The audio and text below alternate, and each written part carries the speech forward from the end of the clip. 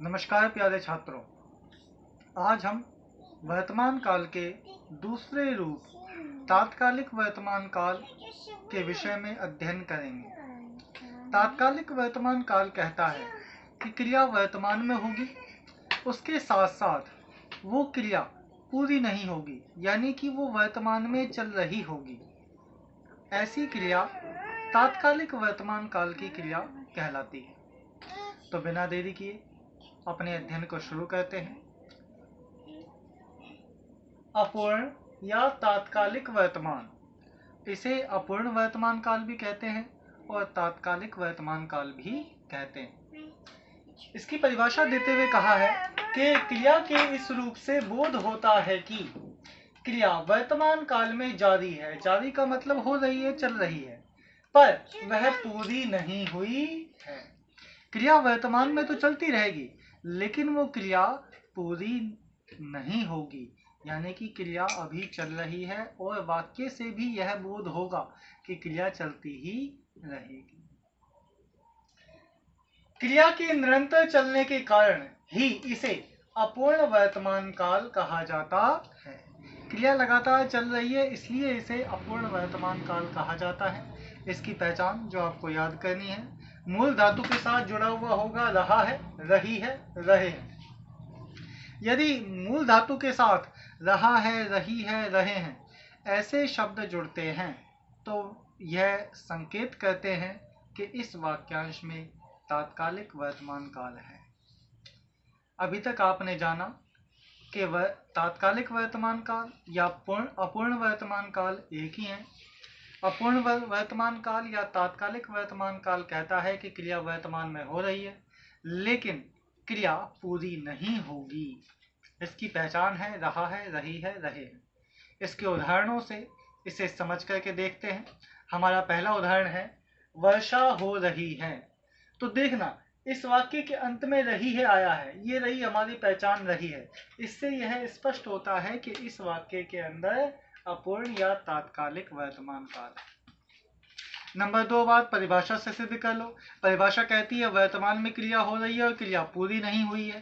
तो वर्षा हो रही है यानी कि वर्तमान में हो रही है, लेकिन अभी वर्षा समाप्त नहीं हुई है, वर्षा हो ही रही है, यानी कि क्रिया अभी समाप्त नहीं हुई।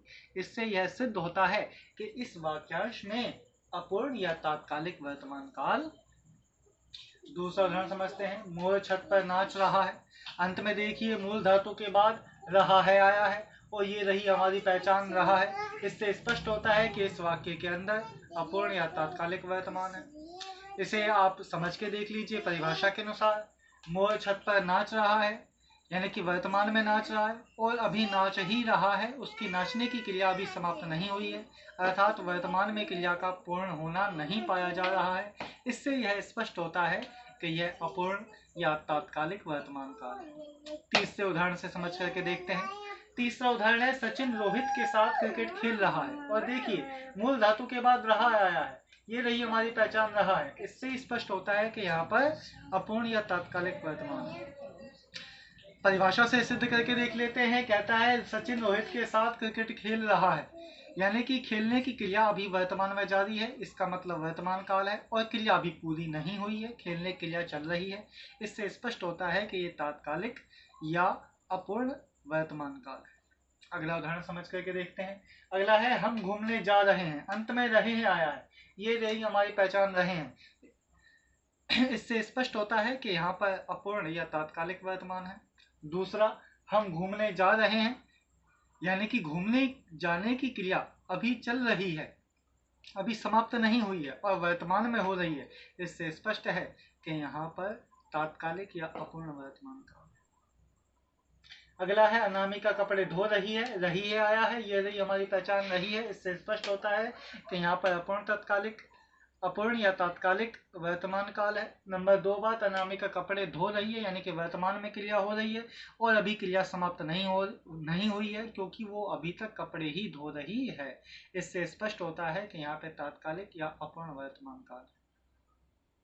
अगला उदाहरण है टंकी से पानी बह रहा है हमारी पहचान आ गई। इससे स्पष्ट होता है कि यहाँ पर अपूर्ण तात्कालिक है। और ऐसे परिभाषा से भी सिद्ध करके देख लीजिए, पानी बह रहा है यानी कि वर्तमान में हो रही है क्रिया, और अभी बहने की क्रिया चल रही है। इससे स्पष्ट होता है कि क्रिया पूरी नहीं हुई है, और क्रिया पूरी नहीं हुई और वो वर्तमान की है, तो इससे यह सिद्ध होता है कि यहाँ पर अपूर्ण या तात्कालिक वर्तमान काल। अगला उदाहरण है, बाघ हिरण का पीछा कर रहा है। तो रहा है आया है, इससे स्पष्ट हो गया कि यहाँ पर अपूर्ण या तात्कालिक है, और पीछा कर रहा है इसका मतलब वर्तमान में क्रिया हो रही है, और अभी तक वो पीछा कर ही रहा है, क्रिया समाप्त नहीं हुई है। इससे स्पष्ट होता है कि यहाँ पे अपूर्ण तात्कालिक वर्तमान काल है। अगला अंतिम उदाहरण है, बच्चे खिलौनों से खेल रहे हैं। तो खेल रहे हैं पहचान आ गई। नंबर 2, खिलौनों से खेल रहे हैं यानी कि खेलने की क्रिया अभी वर्तमान में चल रही है, और अभी उनकी खेलने की क्रिया समाप्त नहीं हुई है। इससे यह स्पष्ट होता है कि यहाँ पर अपूर्ण या तात्कालिक वर्तमान काल है। प्यारे बालकों, आज आपने वर्तमान काल के दूसरे भेद अपूर्ण या तात्कालिक वर्तमान को समझा, और इसमें बताया गया कि इस रूप से यह ज्ञात होता है कि क्रिया वर्तमान काल में जारी है पर वह पूरी नहीं हुई है।